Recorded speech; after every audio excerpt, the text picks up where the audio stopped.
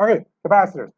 We know a little bit about them because we did a lab on them, and it's the same principle. They're the same capacitors, except now we're going to run them in circuits. We're not going to study them as a standalone kind of device with maybe one voltage source. Now we're going to add them with other capacitors, with other batteries, and we'll see how they behave. Now, what's important though is to remember what is the actual function of a capacitor. What is a capacitor? Yeah. Absolutely. That's going to be the most important part of this. A capacitor is what allows us to store charge. And storing charge is quite important. I'm going to get to some examples in the second half of today's class on why these are important. But essentially, we basically can't live without them. Our electronic devices don't, like they're basically just a toaster. If you know, even a toaster has got capacitors. And that's like a very simple type of circuit. All right, so we're going to do circuits, we're going to do capacitors in series, we're going to do capacitors in parallel, and no pun intended, there is a very strong parallel with resistors. Okay, haha, get it? All right, so here they are. One of them is wired, one of them is showing a circuit in series, and the other one is showing a circuit in parallel. And they are, as you can see, a capacitor can be shown by this symbol here, which is a line and a curved line, but it's not always the case. You will actually most of the time see it kind of looking like this, two straight lines that are the exact same length. All right, please don't get confused between a battery and a capacitor because a capacitor's got two of the same length wires, okay? Whereas a battery's got a short one and a long one. So here they're wired in series. Here they are wired in parallel. And I'm going to ask you guys something. Which one holds the greatest amount of charge? Yeah, the one's parallel. You're right. Why? The voltage is the same across all branches. All right. Voltage is the same across all branches. What's going to be the voltage here at the bottom? 0, exactly. And how do you figure out how much charge is held by a capacitor?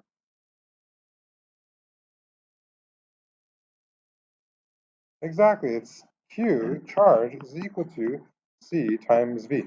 Okay. And Q is equal to C times V, I think is going to be the most important formula for this section. I'm just going to write it here in really big letters. Q is equal to C times V. Okay, I think I went off screen there. I'm just going to make it a little bit smaller. C times V. And so we can calculate the charge on each one of these, right? So this one's going to be Q1. Okay, now I'm yellow.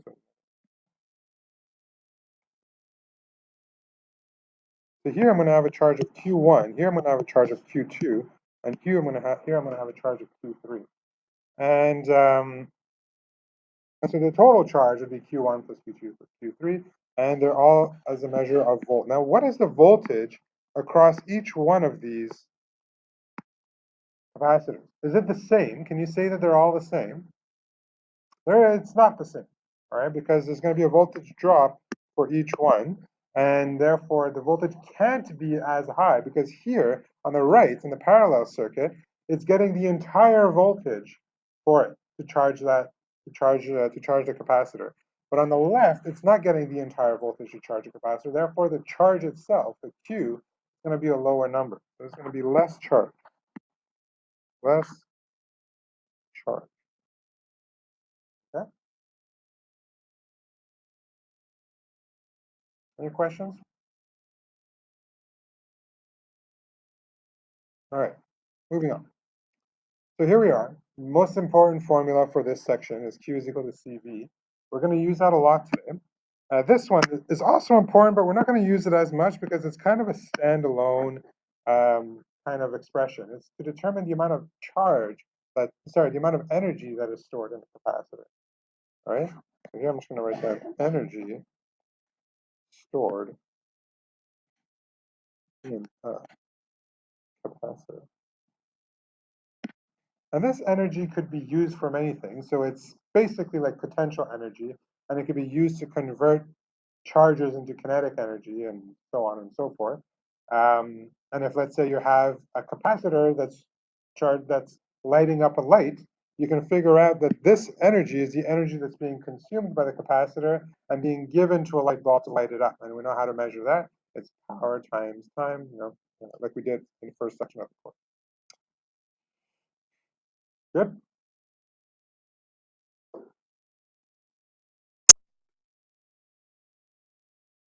So Zach said it correctly. If you want to increase the capacitance of a circuit, you would put the capacitors in parallel, and therefore there is an expression for that. And every capacitor has the same voltage. That's what Zach mentioned. It's a parallel circuit. The voltage across each branch of the circuit is going to be equal, and we can say that the total capacitance in parallel. I'm going to write CEQ, not CQ, CEQ. The equivalent capacitance of the circuit is going to be equal to the sum of all capacitors I from n is equal to 1 to I is equal to n. Sorry, from I is equal to 1 until n. Okay? So this is basically just saying sum of all capacitors.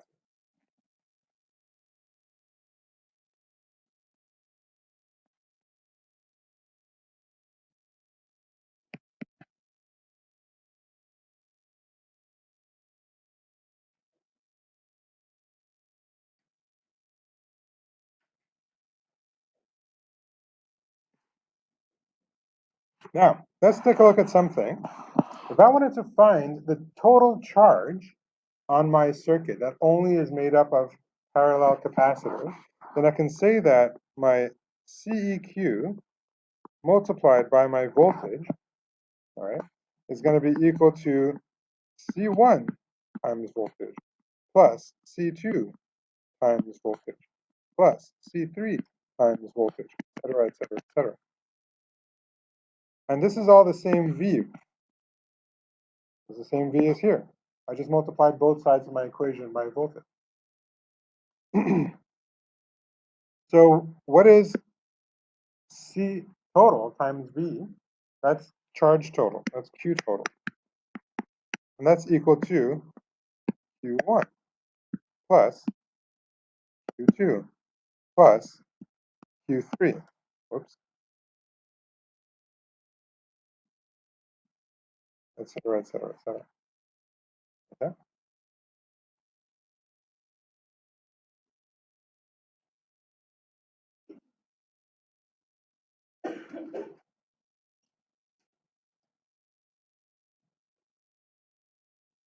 So far, so good?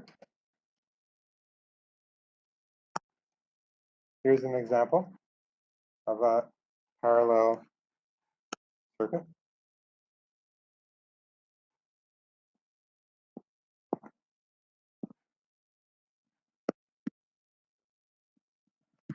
We call these C circuits because they're made up of capacitors. We call them R circuits and they're made up of resistors. And what do we call a circuit that's got both capacitors and resistors? RC circuit. All right, that's the next part. That's what we're doing after. RC circuits. Here in the series, all capacitors series store the same charge. All right, so now what you can say is that Q total is equal to Q1 plus Q2, sorry, not plus, but equal to Q3 equal to Qn. Right, all the charges, if they're in series with each other, they all hold the same charge. And this is important here. The charge is stored in the first charge, sorry, the charge is stored in the first capacitor. I'm missing a word here. In the first capacitor. That's what charges all the other ones. So if I were to draw a drawing like this, here I have 3 capacitors in series. Okay? So let's say I charge this one.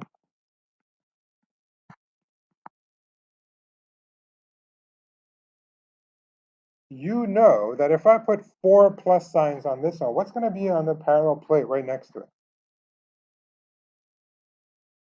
4 minus signs, exactly. So if I have 4 plus signs there, I have 4 minus signs there. But are these two plates touching? They're not. Where did these electrons come from? Eh? Speak it. I don't know what that means. But say it. Where do those electrons come from? They don't come out of nowhere. What do you think? Exactly. Absolutely.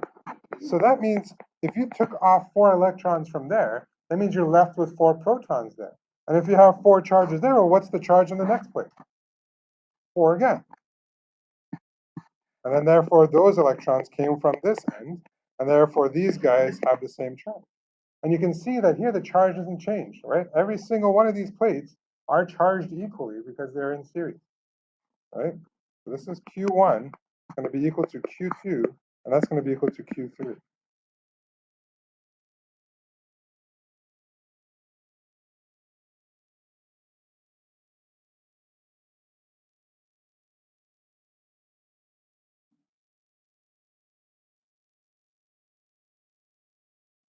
All right. So here, let's look at this equation here. That's really important. We're talking about a series circuit. So we know that Vt is going to be equal to V1 plus V2 plus V3. I ran out of space there. Let's just rewrite this. Go back up. Vt is equal to V1 plus V2 plus V3. All right, if I write it like that, that's because we know this because of the series circuit, and the voltage drops add up in order to give you a total voltage. We can say that each voltage is equal to Q over C total in this case, right? Because we're talking about the total voltage. And then here we're going to have the same Q over C1. And here, sorry, plus, we're going to have the same Q, because again, same charge, plus C2 plus Q over C3. All right. What could I do with all my Q's? I can take them out, but look, there's Q's on both sides of my equal sign. I could literally just cross them all out. And what I'm left with is this. 1 over C total is equal to 1 over C1 plus 1 over C2 plus 1 over C3. And this is what's important for capacitors in series. It's kind of the backwards or the opposite of what it was for resistors, remember? So for resistors, when you're talking about series, you just add them up normally. And if they're in parallel, you do the 1 over plus 1 over plus 1 over. Here, for capacitors, it's the other way around. That makes sense? Yeah? So I'm sorry, it's going to show up underneath there, but it's essentially what I just wrote down in the bottom right. Okay?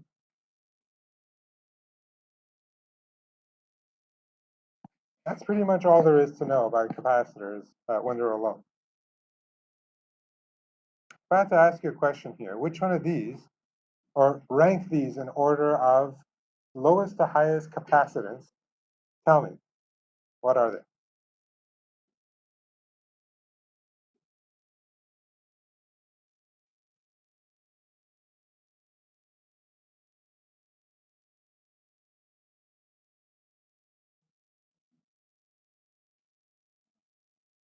Which one's going to have the highest capacitance? B. I'll write it down. B. Second highest capacitance. A.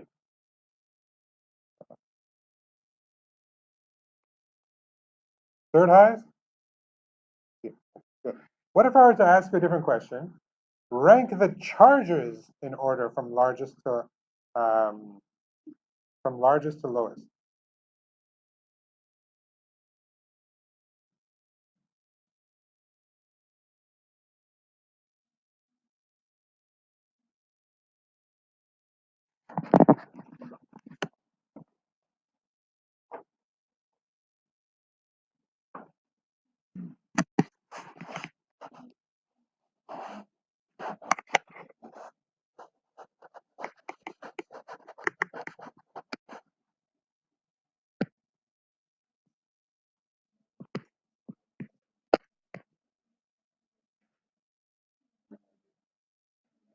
Who's got? No, no me.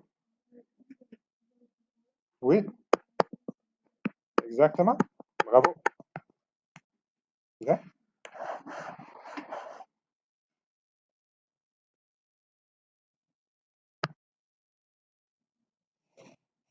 Perfect. Find the equivalent capacitance for this circuit.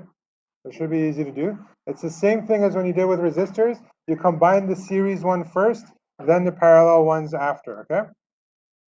So find CEQ, the equivalent capacitance of the circuit.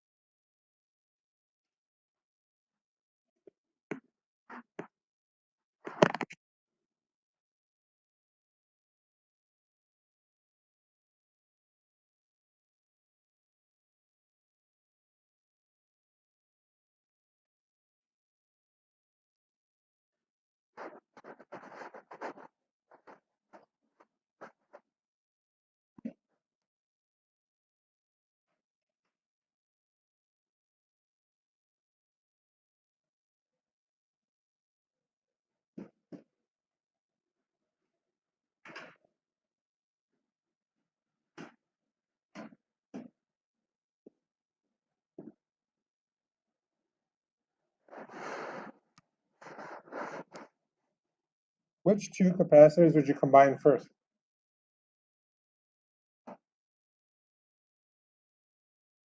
Elizabeth? Yeah, go for it. These two first, because they're in series.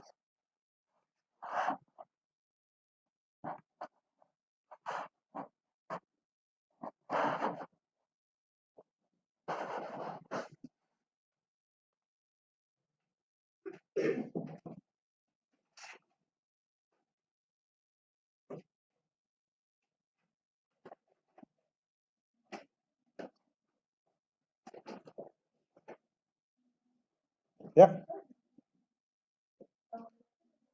Pour calculer, c'est l'inverse. Mais le processus, les étapes qu'il faut suivre sont les mêmes.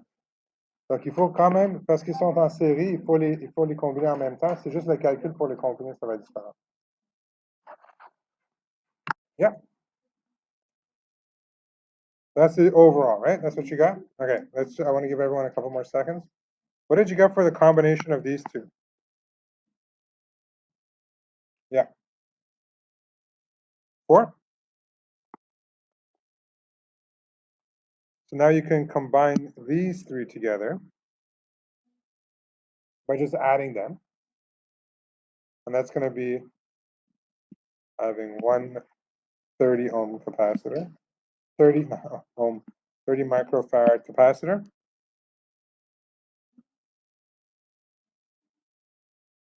And then these two can be combined again. I don't know. It's 1 over 30 plus 1 over 60. So that's 3 over, so 20, I think. 20? Did you guys get 20?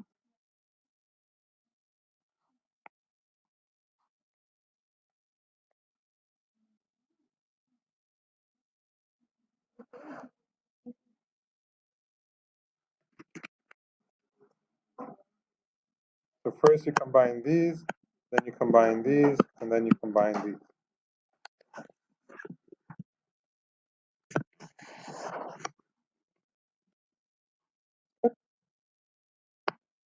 All right, let's do an example. Start off easy. An electric circuit was accidentally constructed using a 5 microfarad capacitor instead of a 15 required one. How would you, as a technician, rewire these capacitors in order to get your 15 microfarad capacitor and only have access to 5 microfarad capacitor? How would you do it? Hey?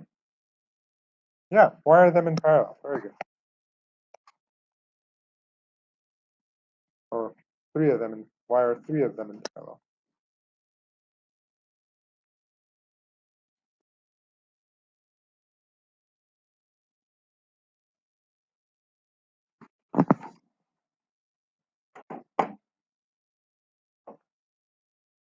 Ali, could you still see if I'm sitting here? Okay.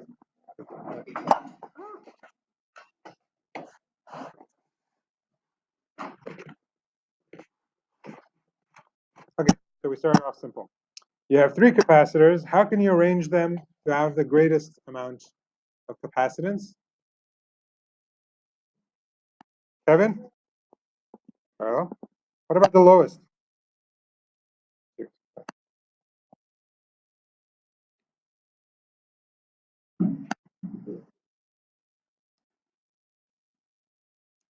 Okay, now let's get into some calculations. Determine the equivalent capacitance for this circuit.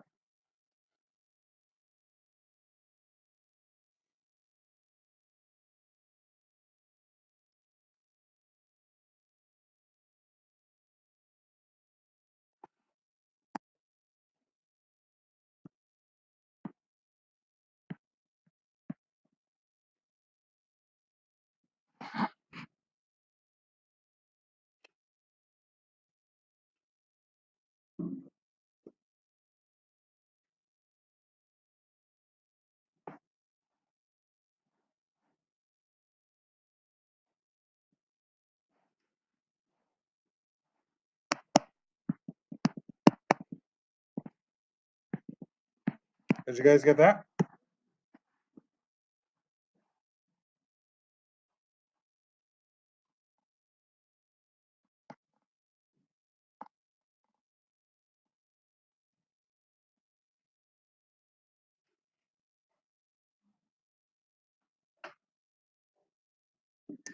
Okay, that's for A. Find, and now in B, now you have to find the charge on each capacitor. I'm going to start you guys off.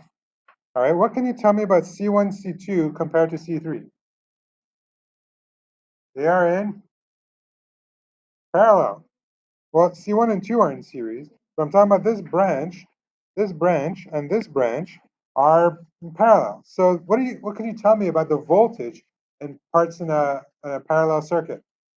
They're the same, and they're equal to the battery's voltage in this case, because there is no other capacitor or resistor here. There's nothing there.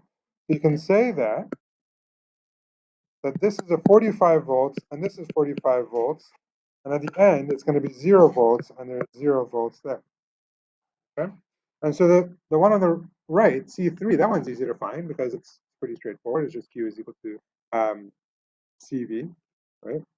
So 45 volts multiplied by 12.5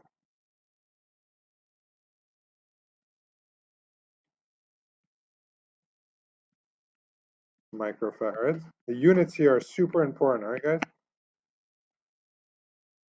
Normally, it's supposed to be volts times farads give you coulombs.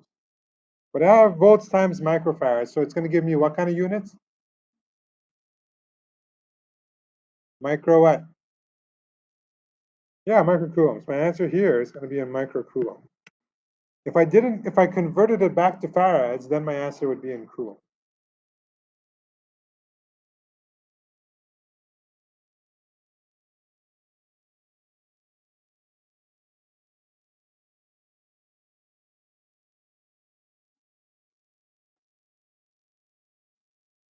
Do I have an answer?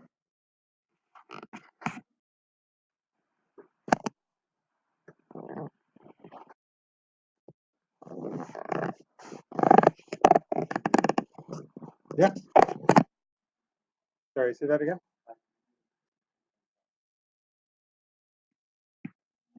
Is everyone okay with that? 45 times 12.5?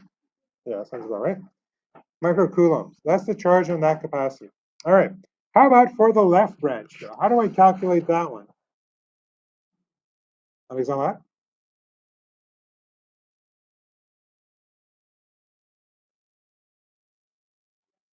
Yeah? Yeah, exactly. So we have to find the equivalent capacitance for these two capacitors. And they're in series, so we do 1 over C1 plus 1 over C2, all of that to the power of minus 1. And we can find out the capacitance on the left branch. You're going to see that is equal to 8.33. Is that correct? Microfarad.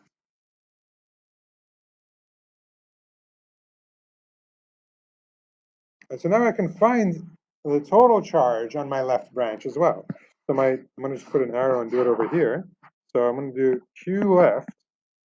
I'm writing left because it's the left branch of my parallel circuit is equal to the voltage on my left branch, which is 45 volts, multiplied by my total capacitance on my left side, which is 8.33.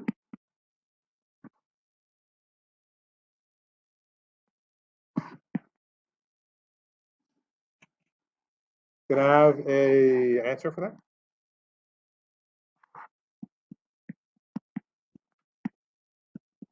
And that's my total charge on my left, though. That's not my charge on each capacitor. That's my charge on my left branch.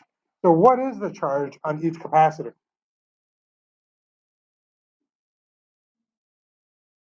Yeah, it's the same. Because they're in series, we said that capacitors have the same charge. So this total capacitance is the capacitance for C1 and is the capacitance for C2. Yep. Yep, you could have done that too, and you would have gotten the right answer. So Zach is asking if I found using my total capacitance, found my total charge, can I have done 500 or that number minus 562.5 to find the total? Yep. So you can say that here you have Q total going in, and here you're going to have Q left, and here you're going to have Q right. It's kind of like Kirchhoff's law, isn't it?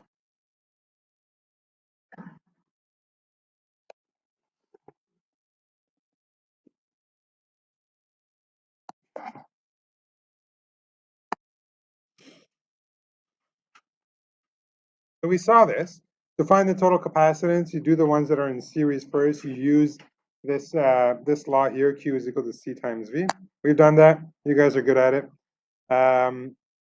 We talked about this as well, the fact that the capacitors are being charged by induction, determined by that first capacitor.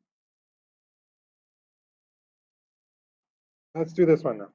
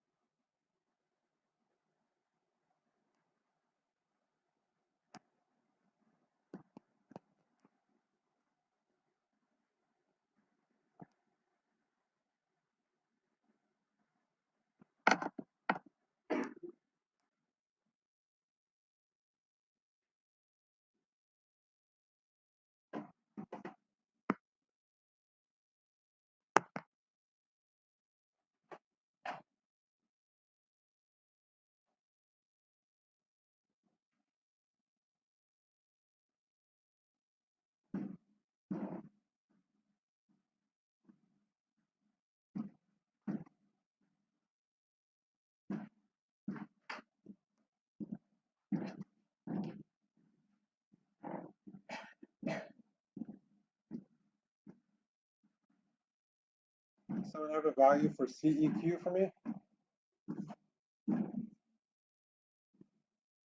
Elizabeth, what'd you get?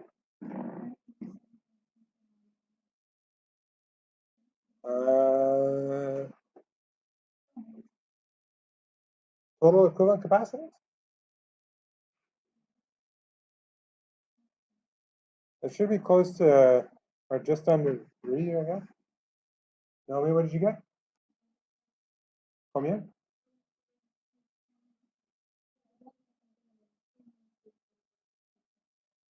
But what was you had an exponent times 10 to the? Oh, okay, micro, got it.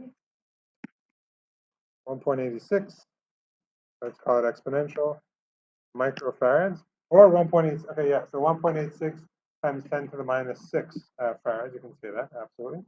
And then how much charge flows through the battery as the capacitors are being charged?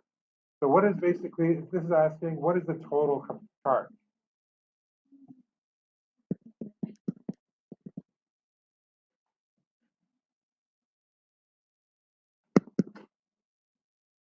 Oh, this is easy. 12 times our capacitance. Someone give me an answer for that? Units? Very good. And now for the bonus, I think you guys should all be able to do this. It's not really bonus, but find the charge through each capacitor.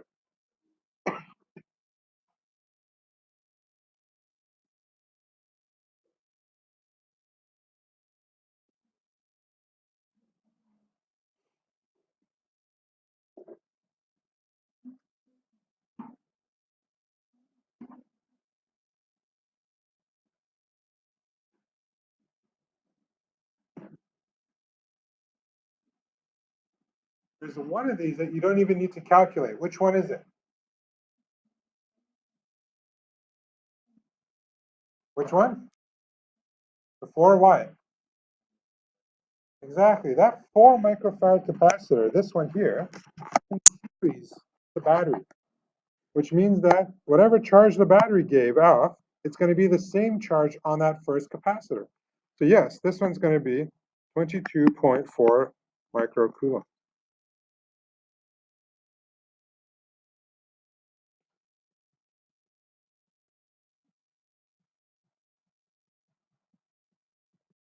Then what are you going to do?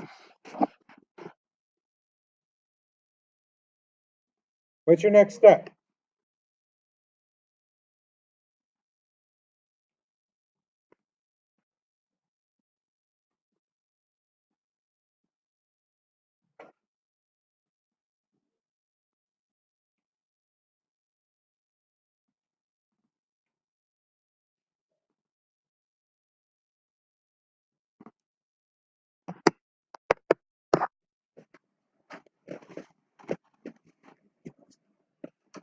What are you going to do next? You have to find the charges on that parallel part. Zach? How do you find that?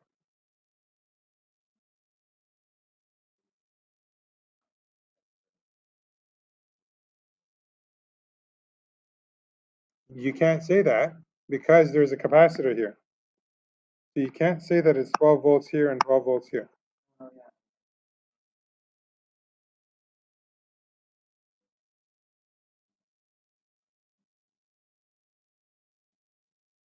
Okay.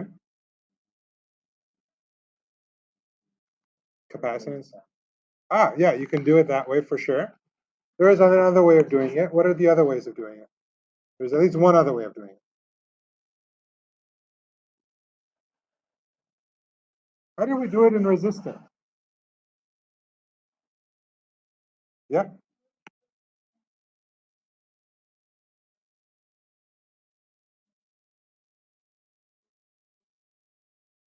you could. That's what Zach said.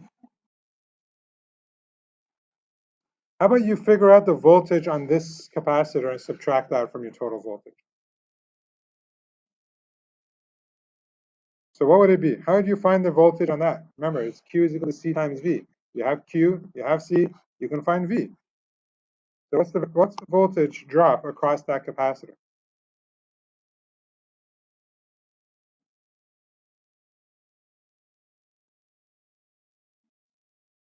0.6?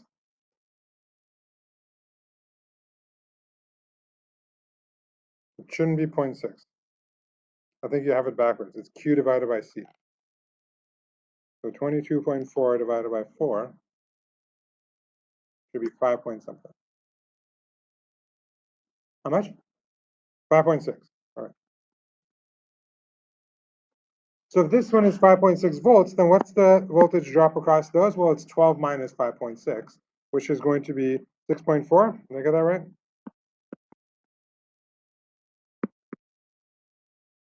And now we can find the charge on each one of those capacitors.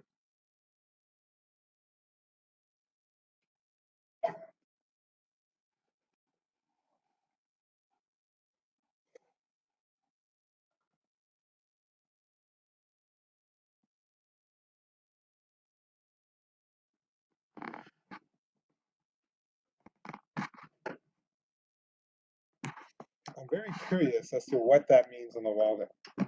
Unfollow Tuara Esfandioi. Who is that? Is that a student? Are we supposed to unfollow her? I'm not even following her.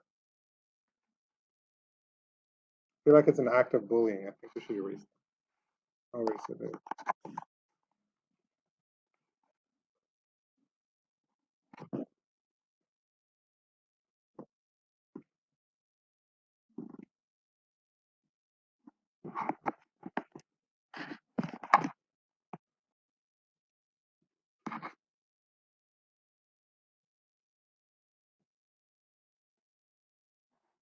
Can I have the charges on these two capacitors? Zach?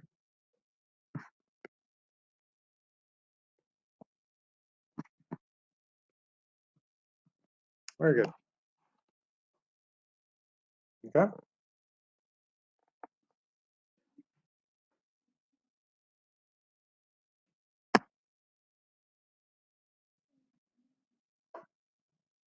You guys do this one on your own.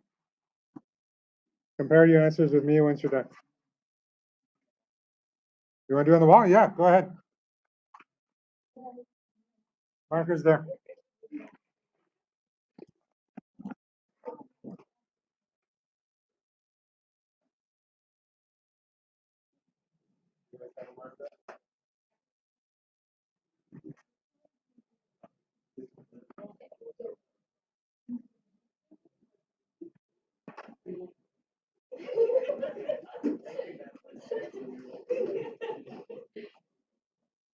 Oh, thank you.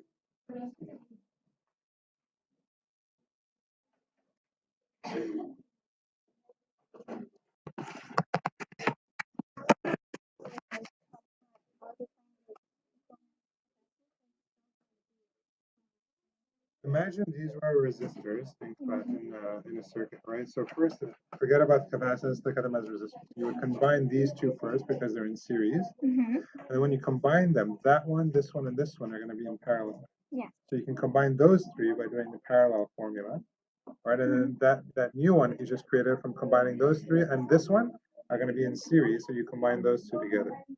The only Okay, difference so you is do like this, then Yeah. this, and then this. exactly, exactly. And the only difference between this and resistance is the formula to use for each time. So when you do this for series and resistance, you just add them up. But in capacitance, you do the opposite. Okay, so I add this with this and with this. Exactly.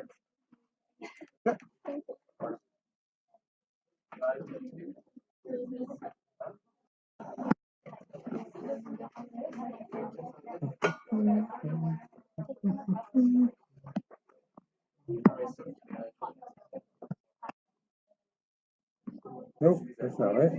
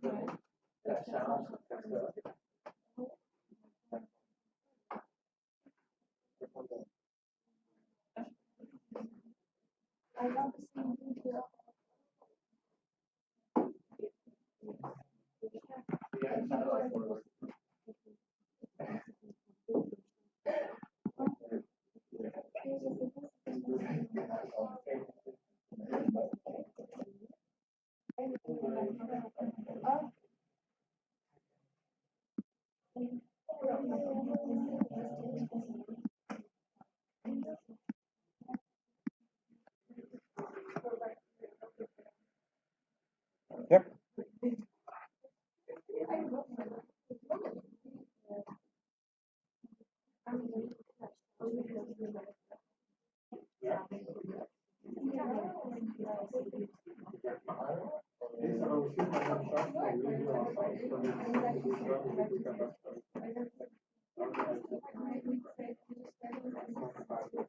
But it's, when you add those two capacitors together, the charge is going to be able to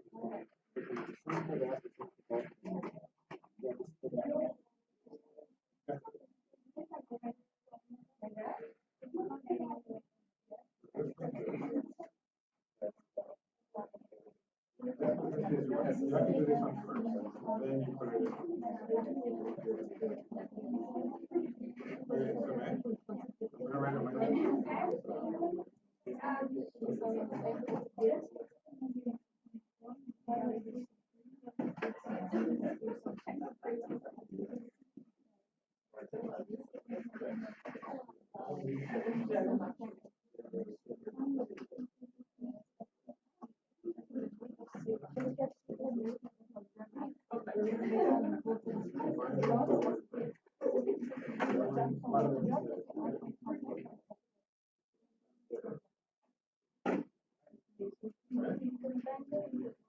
Yeah, combine these two into one again.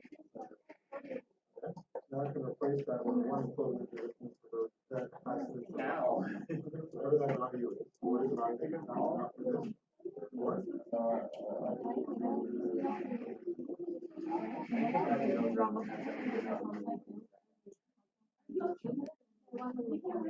I went over that together. No. So this gives you all around. This one is six. This one is 22. Now these ones. So you can combine those two together, so you're gonna end up with. Yes. And this one is still the same. Now these three you combine into one. So 4 plus 6 plus 20 is natural. Well, now you have these two that are in series that you can combine into just one capacitor. One over 3 plus what was the so you just when you add them up, you have to combine them before you do the next step.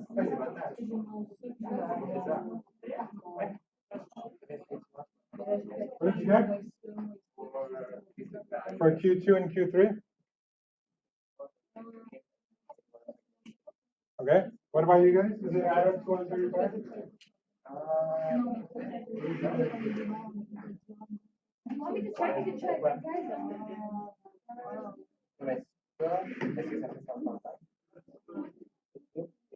No, no, it's not. Someone like that.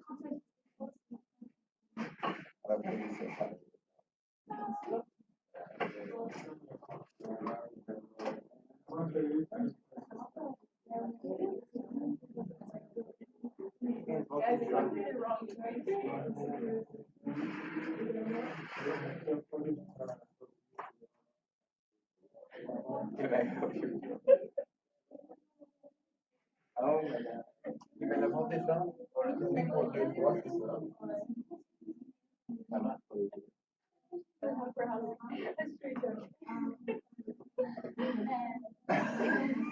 No, was like, oh. I should go get the one like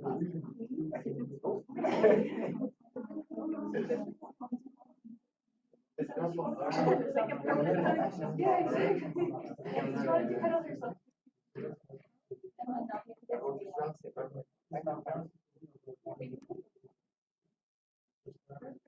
Parce qu'on a la chance. C'est utilisé par le capaciteur.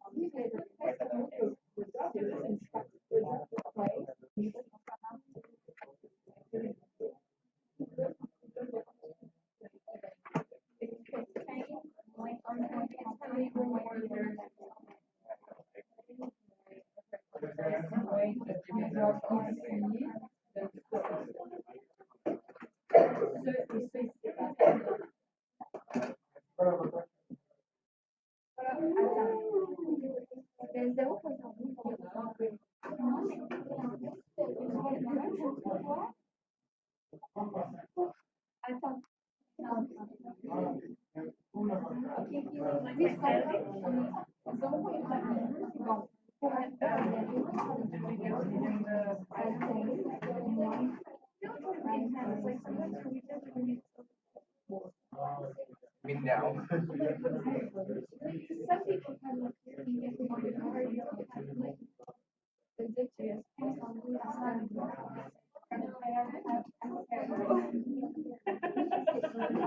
Everyone else might like the break.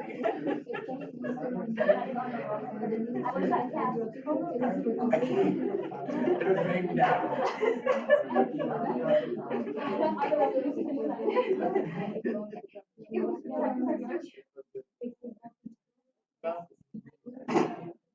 And the whole.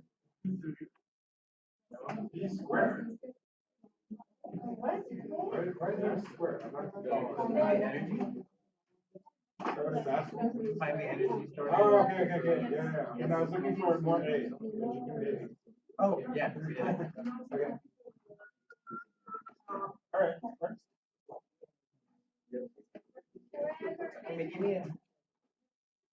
Yeah.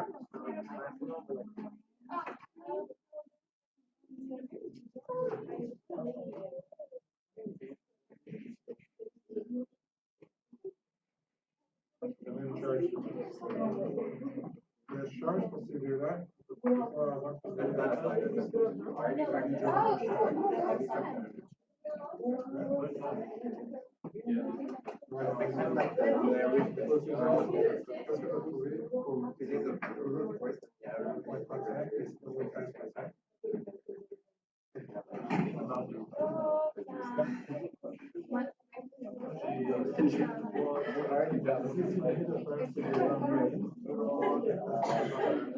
On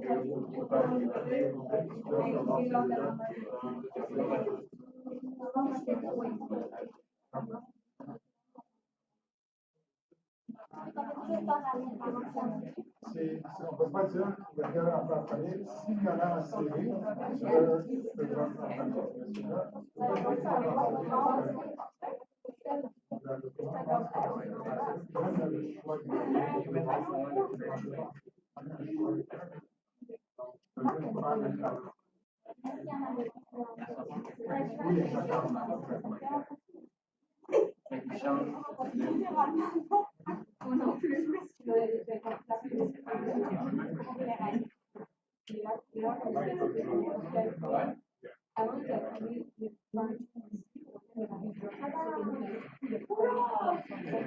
All right.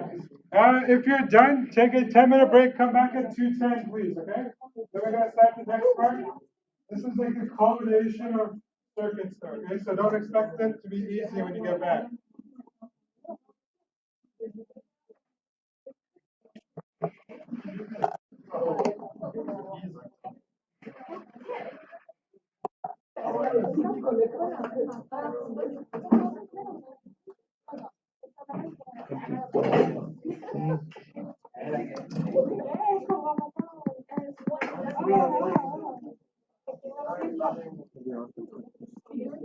I'll search up the name of the song and then you can sing it. Don't worry about it.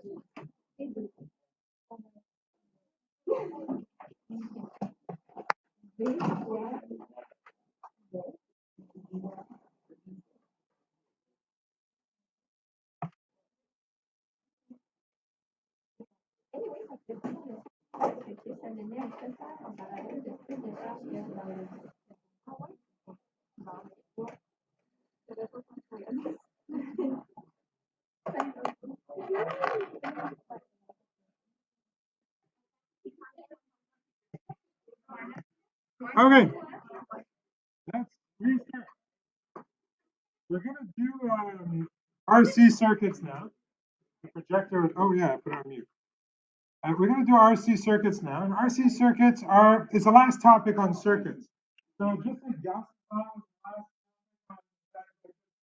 you guys don't really like it. This is R2, okay? So it's okay. We'll work through it. As you can imagine, we talked about this in just before. We said that RC circuits are circuits composed of resistors and capacitors, exactly. And it's funny because we never actually looked at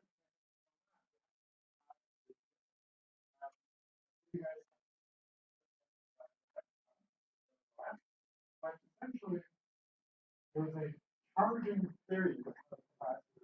And once it's charged, then you need to discharge it. And it discharges all of its charges, and it does do some work with that charge that you've accumulated.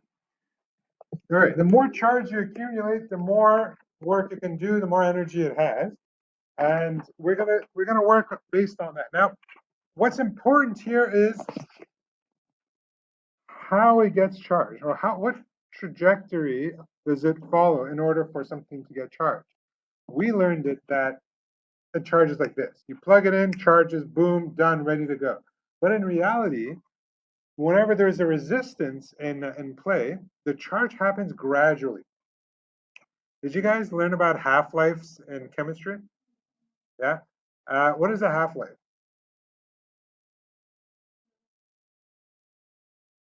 What does the life mean? The half-life is the time, and after one half-life amount of time, half of the whatever substance you're talking about decays. Okay, that term decay is quite important. We're going to talk about it here.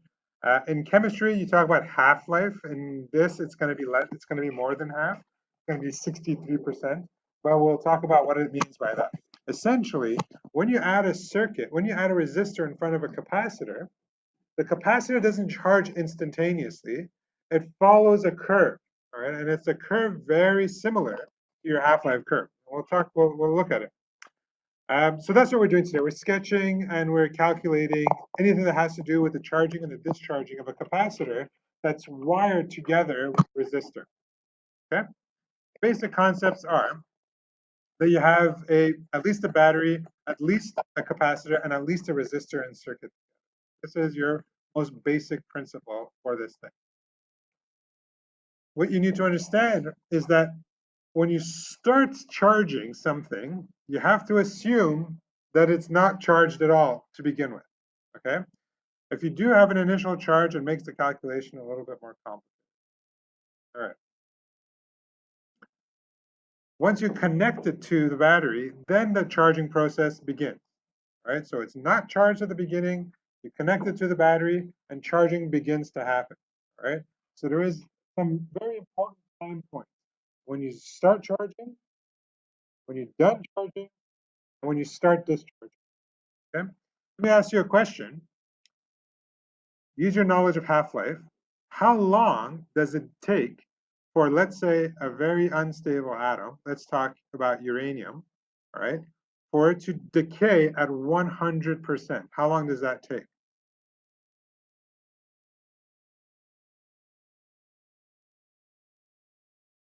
Cedric?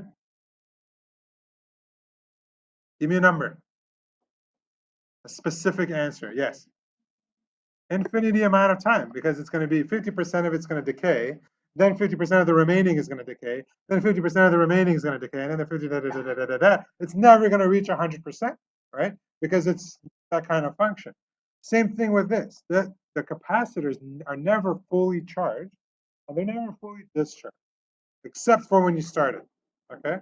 You can say that it's fully discharged at the start, but you can't charge it to its max. Now, once it's reached this max, it can never discharge all of its remaining charge, okay? All right, let's keep going. What we need to know is now that the circuit behaves differently once your capacitor is fully charged. And there's a reason for that we're going to talk about. All right, so here we have a very simple RC circuit. Got a resistor. So far, so good? Yeah, RC circuit. Boom. Simple as that. At first, when the switch is open, what's happening to my capacitor? Is it charged, uncharged, remains uncharged? What do you think is going on? It's uncharged. Is it getting charged? No. At time is equal to 0, I close the switch. Now start the timer. What is its charge at that exact moment? 0. It's still uncharged. It hasn't had any time to charge yet, correct? All right. Now, after 1,000,000 years, what is its charge? Close to max charge, okay? Maybe 99.9999999% charge, let's say. Yeah? For all intents and purposes, it's fully charged. All right. If we were to look at what it looks like for this charge to increase as a function of time, it would look something like this. Okay? If you notice, this is charge, Q, as a function of time. So Q as a function of time is equal to this kind of curve, and it's getting very close to this, what do we call this mathematically, that dotted line there? An asymptote, all right. So it's getting very close to that asymptote, but it's never quite touching it. What is the value of that? Well, that's Q max. Q max. And how you calculate Q max is quite simple. We learned that one already, right? It's the same thing as in a regular capacitor in a circuit. Q max is just equal to Q is equal to C times V. Right?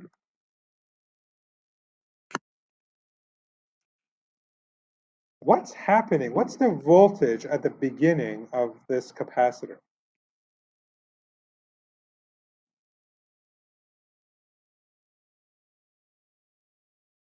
Let me ask you a different question. What is the charge at the beginning on this capacitor? 0. Okay, if the charge is 0, and we know that Q is equal to C times V, this is 0, This is not 0 because it has a capacitance of, let's say, whatever, 10 microfarads. What must V be if the charge is 0? 0. So the voltage is 0. So the voltage starts off at 0, all right, and it gets up to this maximum voltage. And what is this maximum voltage? Well, it's the exact same as the battery charging it. So if I have 15 volts here, and I have 15 volts here, what's going to happen to my current?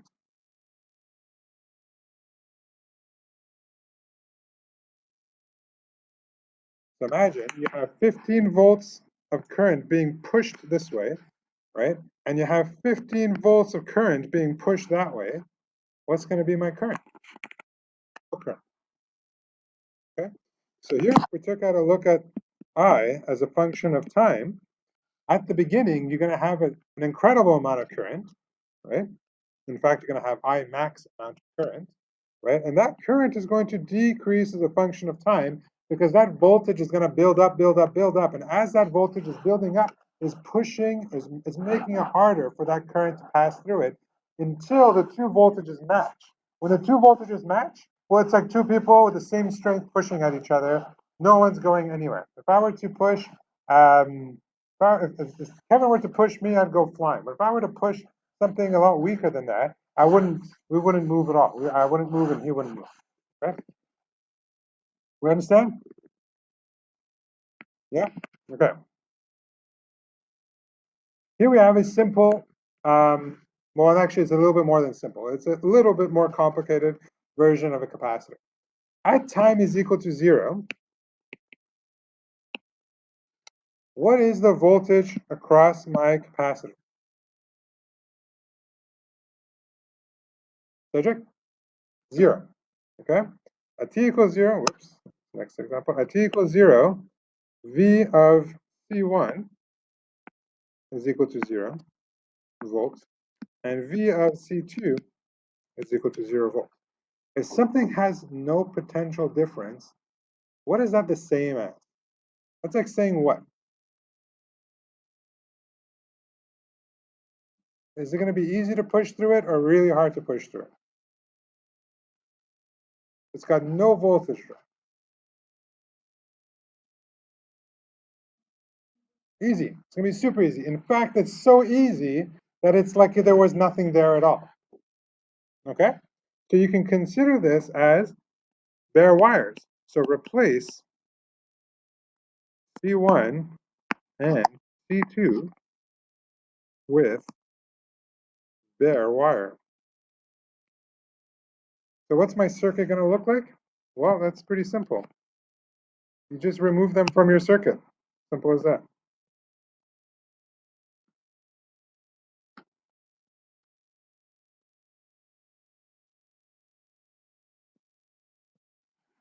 Your circuit will look like that at the beginning because there is no voltage drop there. Yeah. So at the beginning, the charge inside of those plates are 0, right? They haven't had a time to charge yet, and their voltage is therefore 0. If you took the voltage of this point and this point, the delta V would be 0, right? Because there is no charge being held there. There's nothing there. There's no resistor that's going to hold the current or anything like that. So you can essentially replace them with a wire, and that would be the same thing. Okay. Exactly, when it's totally discharged. Okay?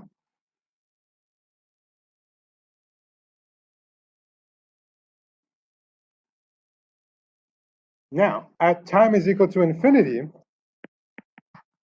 or actually we can never do time is equal to infinity, but we can do as time tends to infinity.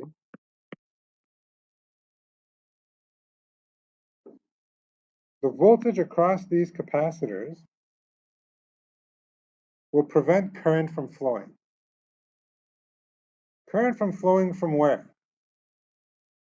From the whole battery? From part of the battery? From part of the circuit? So this branch is getting power from where? From which voltage source? The battery. But is the battery using all of its voltage for that branch? So it's actually the voltage across this point and this point.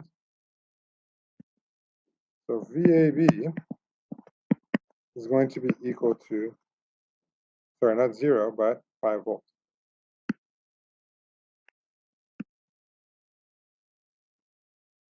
So there is no current here. So what's my circuit going to look like? Yeah, exactly. So my circuit, in this case, it's only going to look like this. And that's my 50 ohm resistor here. That's my 50 ohm resistor here. That's my 20 ohm resistor there. Sorry, am I blocking you? I'll try to move over more. Okay, I'll try to cover it.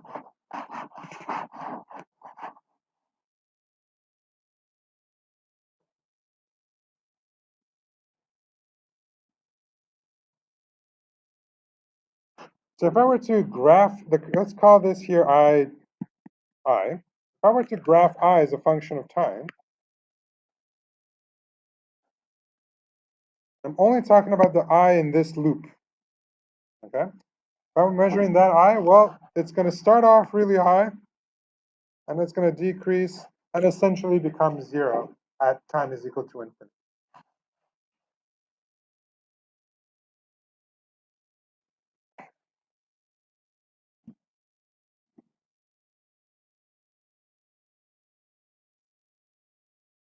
Okay? We haven't discharged yet. So let's not think about discharging. We're talking only about what happens when you start charging until you're done charging. Okay? Well, I'll tell you once we get to the discharging step. All right. Let's do the same question here. At time is equal to 0, what does this circuit look like?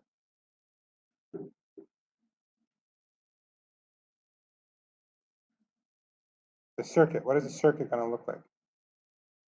If you had to redraw this circuit at time is equal to 0, what is it going to look like?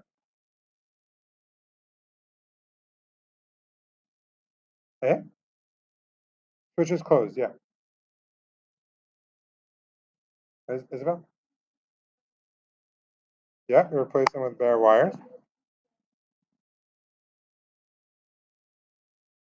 Okay, so your first part is right, but let's talk about that second thing you said. I have a current going here. At point A, I have the option of going down or to the right. Down provides me with resistance. To the right provides me with what? No resistance. So where am I going to go? So in fact, what's going to happen is I'm going to create a short circuit with no resistance. At time is equal to 0. Okay, so my circuit is just going to be actually quite dangerous. That's 12 volts, nothing else on it.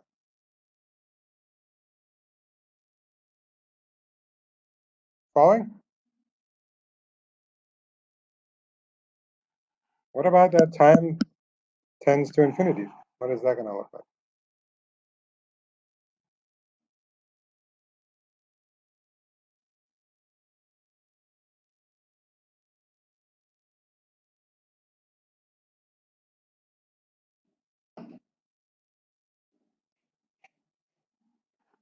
Yeah, because your current is always going to go wherever there is no resistances. So this current is not even going to think about going down R2 because on the right there is no resistance whatsoever. So it's going to choose if there is a way to go all the way around the circuit with no resistance. Yep, current's going to take that way. Okay, so now the capacitors are full. What can you say about the way this circuit looks like? The current's going to come here.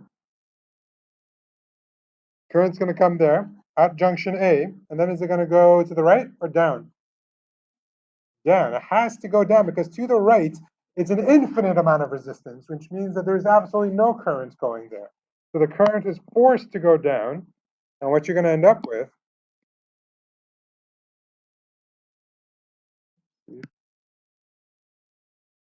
is this, and this is going to be R2, which is 50 ohms, and this is 12 volts.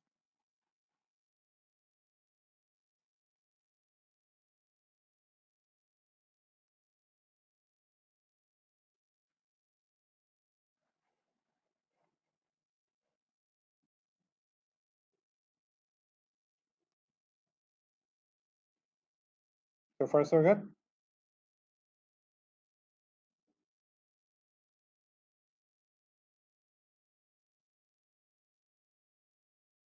So here we have our function. And this is specific for charging a capacitor.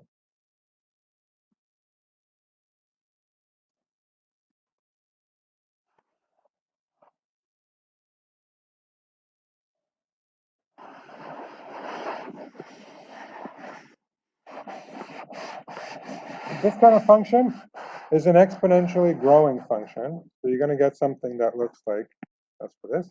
So Q over as a function of time is going to look like this.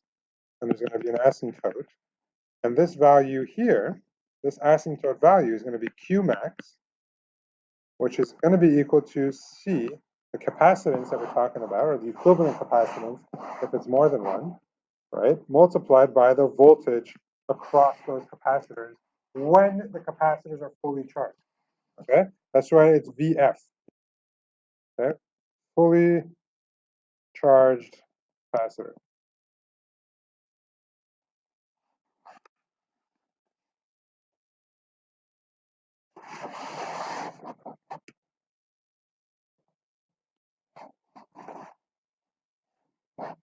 The voltage on the capacitor is also going to increase, right? The voltage of the circuit might decrease, but the voltage on the capacitor is also going to decrease. So if I were to draw this one, the voltage across the capacitor is a function of time. Well, yeah, of course it's going to increase. And this maximum value, we're going to call this V battery. But it's not always just, it's not as simple as saying it's just the voltage of the battery. It's the voltage of that branch, really. So I'm gonna erase battery, and we're going to replace it with V branch. Because it can only charge up to what that branch of the circuit can give it in terms of voltage. We're going to remove this battery term, and we're going to call it V branch.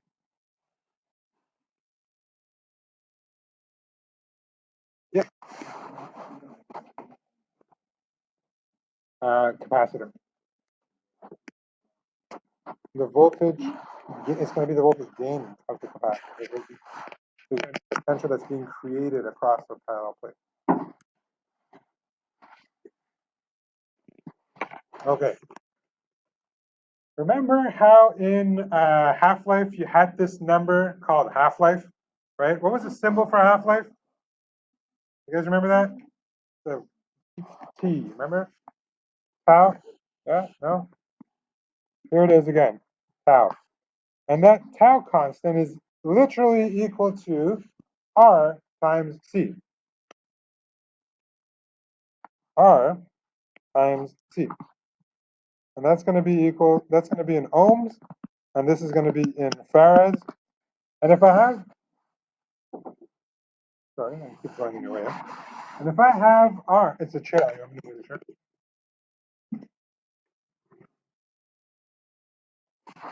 If I want to find half-life, half-life is measured in what unit? So what? In seconds, or in time, in years, in months, whatever. Half-life is measured in time. So is this. Okay? And I can prove it to you because ohms are equal to, well, let's use Ohm's law. Ohm's law is that resistance is equal to voltage over, so V over I. And that's multiplied by C, and C is, this is Q, so Q is equal to C times V, is that it? Oh no, C is equal to Q over V.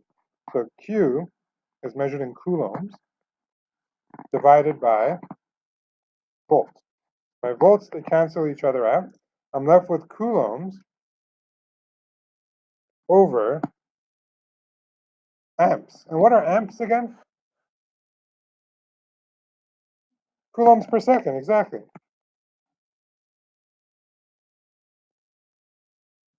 Well, look at that. My coulombs, they cancel out. I'm dividing by seconds, which means that I have the seconds. So my unit for RC is seconds. Kind of like half-life. You measure it in seconds.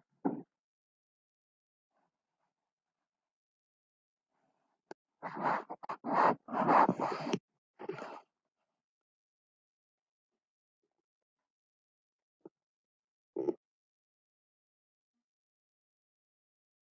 far, so good?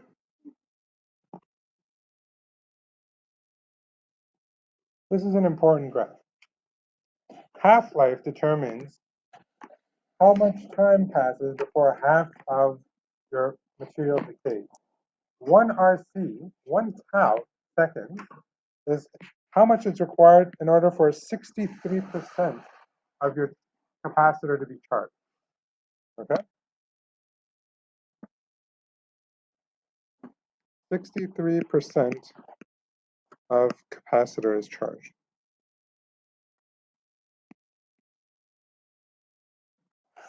That's what 1 tau means, 1 RC.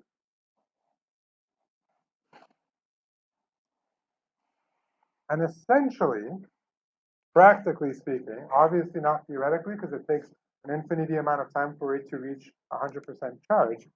Practically speaking, 5 taus, 5 RCs are enough to fully charge your capacitor. And we call that value, like, look, at 4T, it's already at 99%. So at 5T, it's like 99.9%.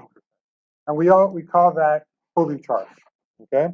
So we can here at 5 tau, right? That little symbol that I drew there was tau. At 5 tau, capacitor is essentially fully charged.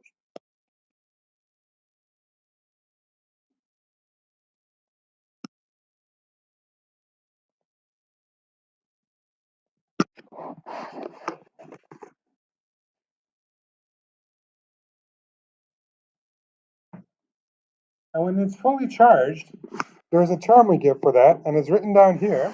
It's steady state. So if I say, analyze this circuit at steady state, you know that the capacitor is fully charged. Okay? That's a term that you need to learn.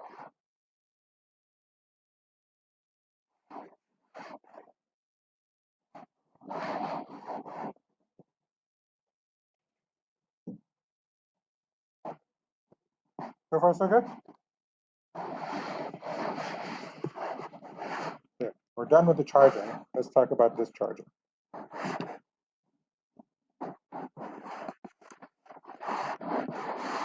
When you're charging a capacitor, right, you need to think about discharging it as a totally separate thing, okay? It's going to have a different RC constant, right, because it might not discharge it in the same way. And let me just go back real quick to our very simple, actually, I'll create a new circuit. Yeah, we'll do a new circuit.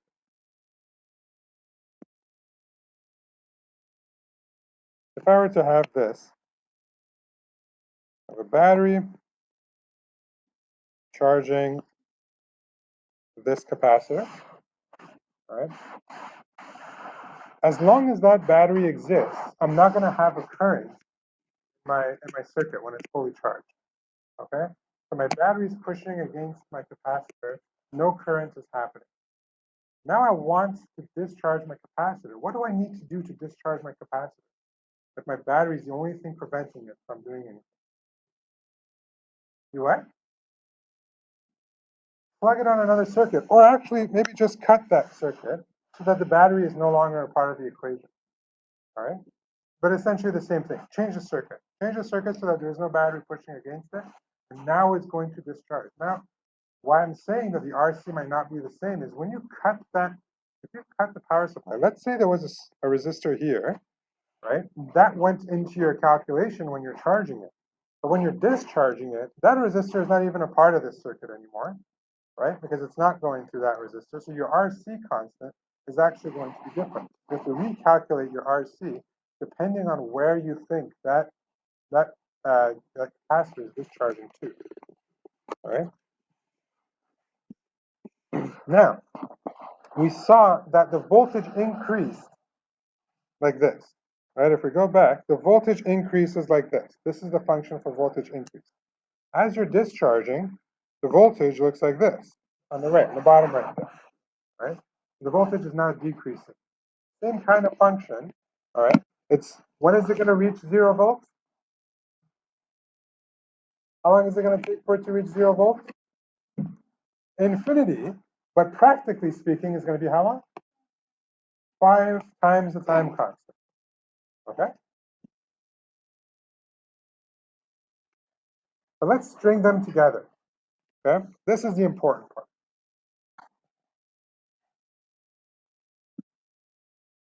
Let's say I have time here and voltage here. What happened was, at time is equal to 0, I started charging it. And then I switched its circuit to discharges. So then it's going to go look like this. All right? And then once it's totally discharged, I can charge it again. And it's going to discharge again. This is going to cycle. This cycle is going to repeat and go on. Now, why is this important? All right? This is really like the ultimate why we're doing this, is because we now, based on the capacitance of the capacitor, based on the resistance that you're using, you can time this.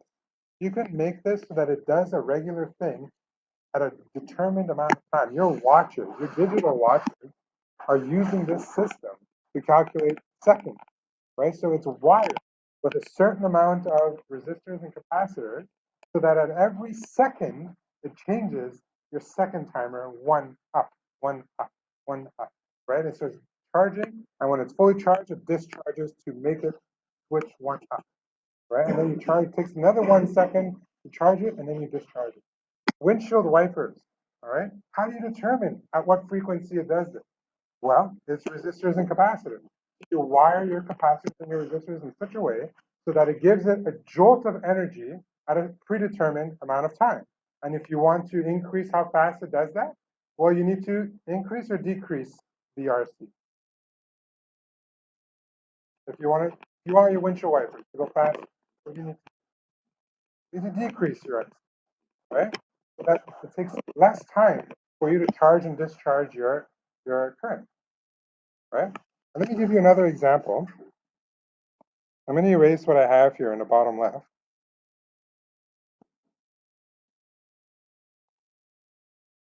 Remember how I said the wall gives us AC current, or AC voltage rather? So that means that our voltage goes like this, all right? That's our voltage, and this is time. That's what we get if we plug directly into there, no capacitors now. How about we do this? How about we, as we get to this minimum point here, we discharge, or not, we don't discharge, but we use our voltage, and we discharge during this phase here, all right? And so what's going to happen is, instead of having a voltage drop periodically, because that's dangerous for our equipment, you want, voltage is energy, right? So if you're running a computer and every oscillation you're losing all your voltage, well, that's bad for your device. So what you're going to do is you're going to add a resistor, you're going to add an RC circuit in your device, so that when the voltage is low, it's getting a voltage from your RC circuit, right? Because it's discharging it into your computer. And then while the voltage of the AC current is high again, then you're charging it. So you're constantly doing this thing. And so what happens is, if you add up these two functions, you're going to have something that looks like this. And it's going to be a lot more, this is the resultant of these two functions put together, right?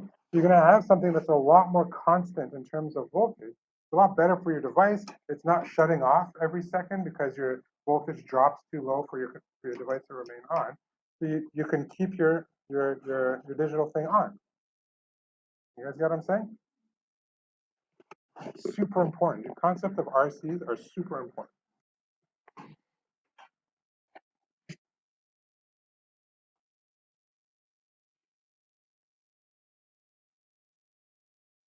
It is true that, have you guys ever heard of quartz watches? The quartz watches actually works on a photon that is released from a quartz at a very constant time interval until the quartz's half-life is finished. But that's special for quartz watches. But every other normal watch, it works on this system. You wire it in such a way that you have a charge and discharge time of 1 second exactly, or very close to it.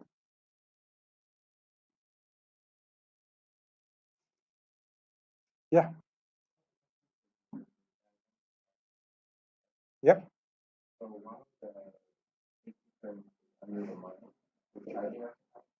Well, so it depends how you want to think about it. Is this curve the voltage of the capacitor or the voltage provided by the capacitor? And what I drew here is the voltage provided by the capacitor. So the capacitor is actually discharging during that time. Okay.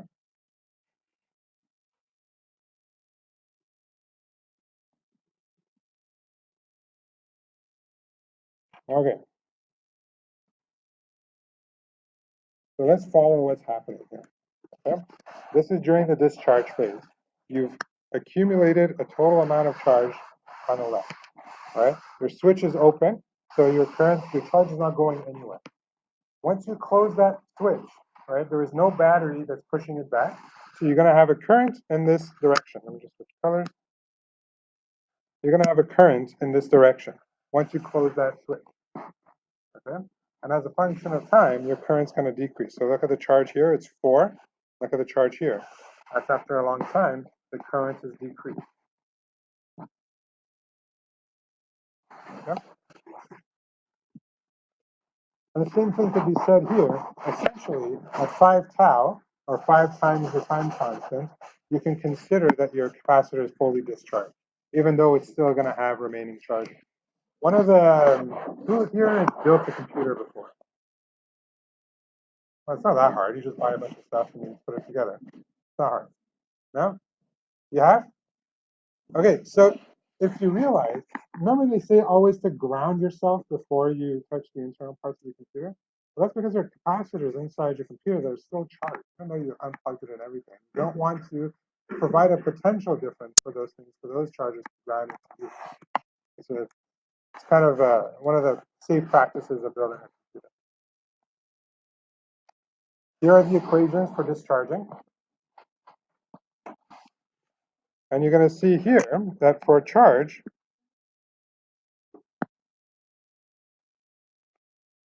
charge as a function of time is going to decrease, and current as a function of time is going to decrease.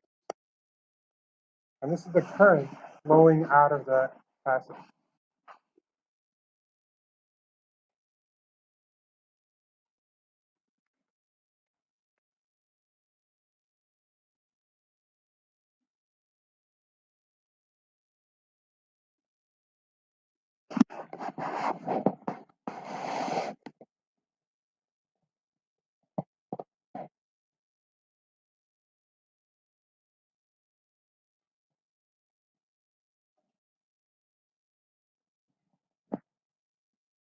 Okay, time to do some, let's do this summary here. Yeah, Zach. Initial charge, or like max charge. You can call that max, Q max. Because essentially you start off with this value of Q, and then you gradually, yeah, it would be initial current. Yep.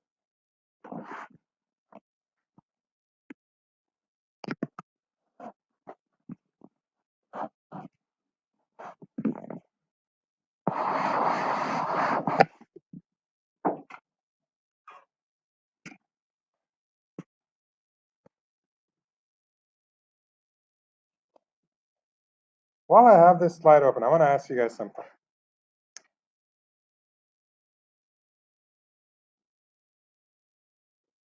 If I didn't have a resistor, what would the resistance be? 0. If my resistance was 0, what would my RC constant be? 0. All right, so what happens if we're talking about discharge? What's going to happen if my RC is 0? So e to the power of negative t over 0. What's negative t over 0?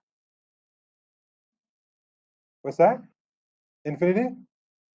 Negative infinity. What's e to the power of negative infinity? It's what? What is it? 0.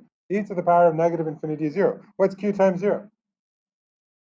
0. So it would be discharge in no time. It just basically, practically speaking, no time. Okay? Okay, so let's talk about these very important things here. This is a summary, and I would say that this is probably a very important slide to review later on. Right, so put a star next to it. All right, this is basically explaining everything that I explained in the last 40 minutes. So I'm just going to read it for you guys. I rarely do this, but I find it that important. So an empty capacitor acts like a closed switch or like a bare wire with no resistance, right? To find the initial values of current and voltage in an RC circuit, you redraw the circuit without the capacitor. Okay? You can find the currents, you can find anything you want in that initial state using everything we learned about Kirchhoff's law and Ohm's law. When it's fully charged, current no longer passes through that branch. There's no current in that flow, and all the potential differences across the branch are equal at that capacitor. And you can use Q is equal to CV to determine the maximum charge of that capacitor at that point. Okay? So let's do an example. We'll do, how many examples can we do? 2 examples and we call it a day. We'll finish around 3:10 or so. But that's a lot of me talking. I'm starting to lose my saliva here.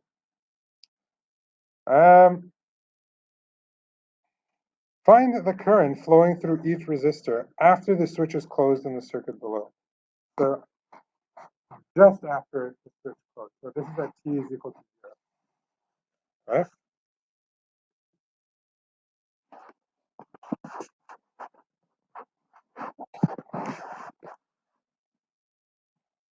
So when t is equal to 0, what can you say about my circuit? What is it going to look like? Only resistors, so I can redraw it like this.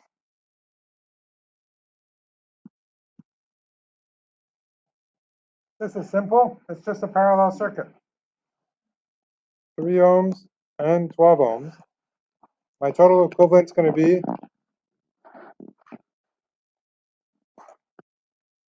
2.4.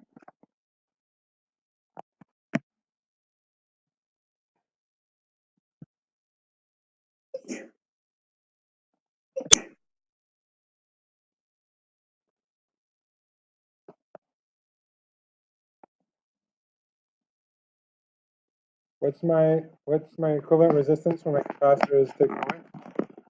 2.4. And therefore I can find my current, my total current, or even forget about that. I don't even need to find my total current. I'm asked to find the current through each resistor, right? So I have my voltage. What's going to be my voltage at that first node here? 24. And the same thing here, 24. And then here it's going to be 0. And here it's going to be 0. So I can find my current at each. It's going to be 24 volts divided by 3 ohms. So 8 amps here. And 24 divided by 12 is going to be 2 amps there.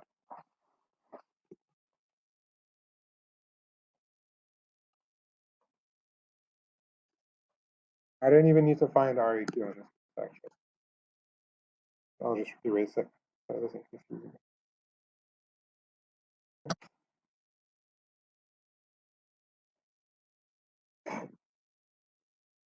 Yeah.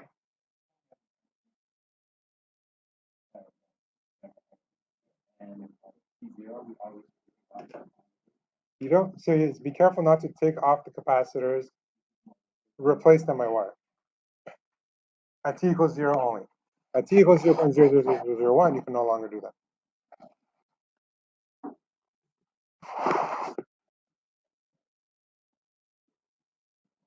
Next example. Determine the time constant for each of these circuits. I want you to pay attention to one thing here. It says here the discharge of these capacitors. So this is going to be the discharge time. Remember, it's not the same time constant for charging and discharging.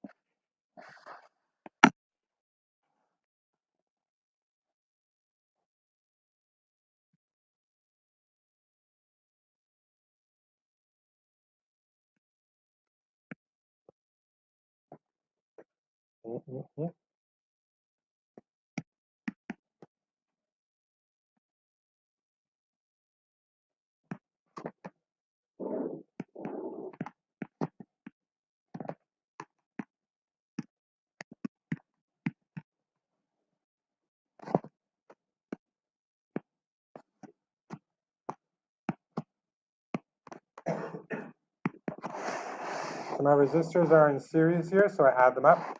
Yeah, Zach? Yeah. Yeah. Only of the part of the circuit that's relevant, okay? Because it's possible that when you switch off something, that there's a whole part of the circuit gets shut down. So you don't take into consideration that part.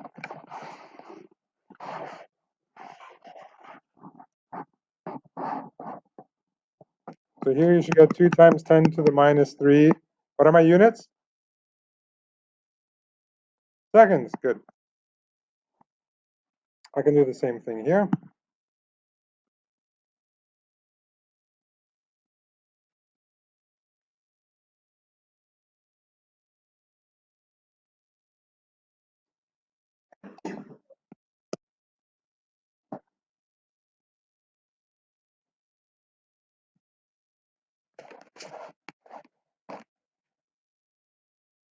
Oops, this is a 6, not a 3.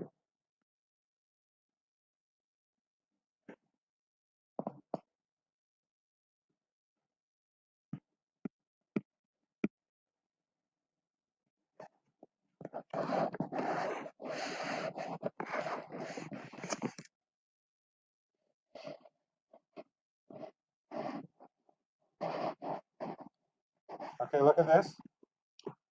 I use 2 different capacitors in these 2 circuits. I use the 1 microfarad, I got 2 times 10 to the minus 3. I use a different capacitor and arrange my resistances differently, and I got the same time constant. So with a combination of capacitors and resistances, we can recreate and calculate any type of time constant that you want. Okay? You can customize it. That's what makes this so ingenious. The person who came up with this, it's ingenious because you can literally make your time constant anything you want based on your resistances and your capacitance. Okay? It takes a little bit of math to do that, not at your level, but there are programs that do it for you. And later on, once you do this stuff in you go into like electrical engineering, they'll teach you how to do this. Anyone thinking of going into electrical engineering? It's considered the hardest branch of engineering.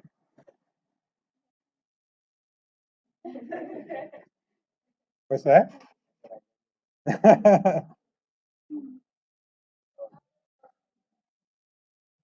All right. This is a very typical question. Try to do this.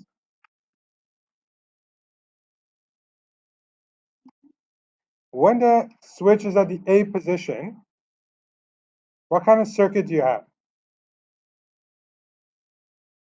A what circuit? Just a regular C circuit. So how long does it take for it to charge? 5 tau, but there's no R. When it's on the A position, there is no R. So how long does it take to charge? Instantly, exactly. All right, so as soon as you close the switch, it charges instantly. That's in practice. In reality, even wires have internal resistances, so it does take some time for it to charge, but not long. Okay. By the way, just out of curiosity, you know those, not out of curiosity, but out of an added thing, when you charge the defibrillators, that sound that you hear, that's it charging the defibrillator. And then you shock. All right. So it charges instantly. Now it's asking you, what are the charges on the capacitor at time is equal to 0? Well, that's easy because you just find the total charge, and that's 2 microfarads. That's Q is equal to C times V, because it's just a regular C circuit.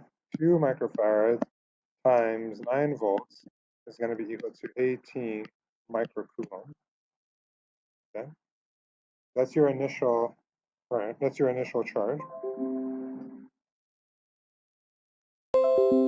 You're almost done. You can make it.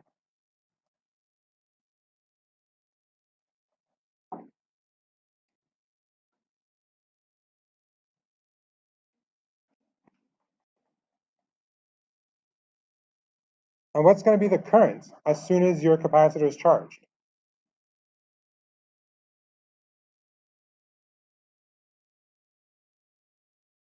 You know what I mean? You said it.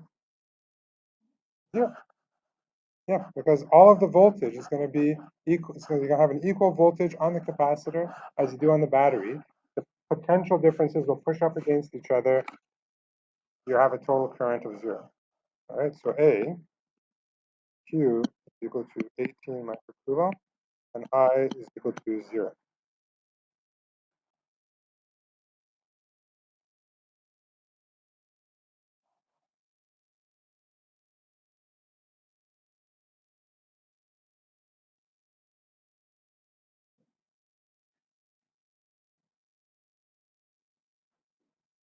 Oh, you know what? I made a mistake here. It says the switch is at position B, so the current is not 0. Oopsie, sorry. The current at that point, is it going to be at its highest or at its lowest? It's going to be at its highest, exactly. So the way to figure that out, well, it's the voltage across my capacitor. And at that point, my voltage is 9 volts. And that's going to be equal to resistance times the current. This is Ohm's law. So 50 ohms multiplied by I. And so I is going to be equal to 9 divided by 50, which is 118.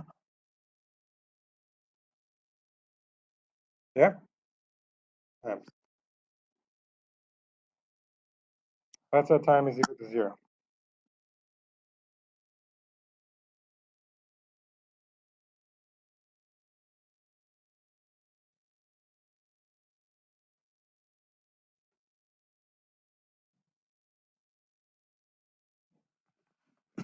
Is my voltage going to drop or increase after my switch? After I put my switch to position B? Yeah, what do you think? It's going to decrease, exactly. So my charge is going to decrease, my current is going to decrease, my voltage is going to decrease. Let's try to figure it out what happens. So it's asking me for charge. So QT, which is what I'm solving for, is equal to my initial charge and the decay as my circuit discharges.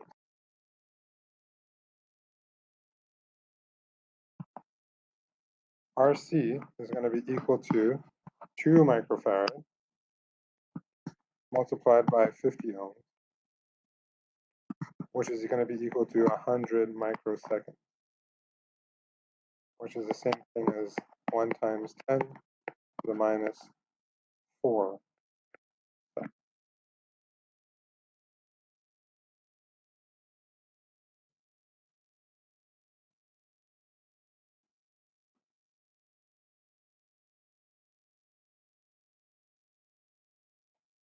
So if I want to measure if I want to now plug this into here, I'm going to have QT, get it, QT? QT is going to be equal to 18 microcoulombs multiplied by E to the power of minus 50 over 100.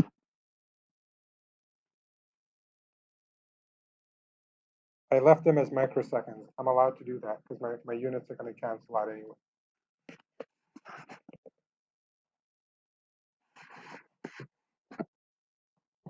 They're going to be greater than or less than 0.18, or sorry, 18 rather.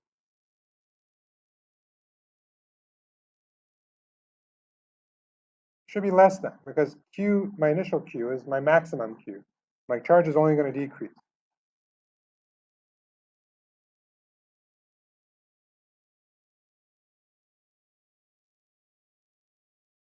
Sorry, Cedric, it's written small, eh? What do you want to read? RC is equal to 2 microfarads multiplied by 50 ohms, which is equal to 100 microseconds, or 1.0 times 10 to the minus 4 seconds. Okay?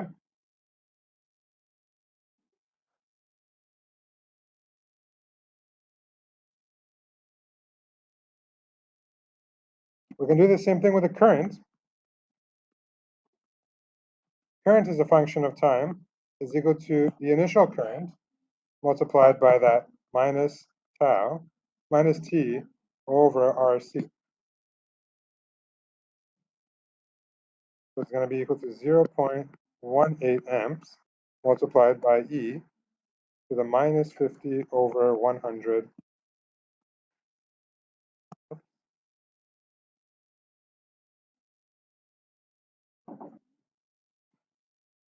Can I have my charge at that time?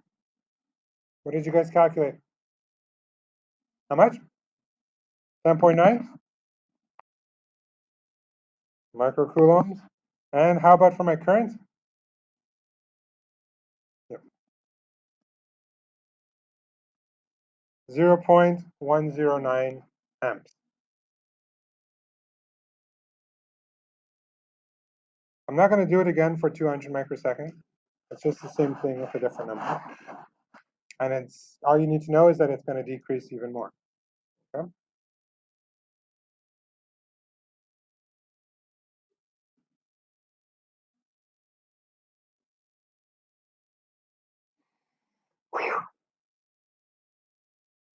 Any questions on this? We're going to practice this next class. So next class, like I said, what we're going to do is we're going to open up with a quiz. Then we're going to do some of these. So we're going to start with the magnetism, right? We'll do magnetism. We won't do problems on this until the class after that. We'll do this for review. There are 1, 2, 3, 4 more examples that you guys can practice with if you're preparing for the test that's coming in 2 weeks. And let me know if you have any questions, I guess.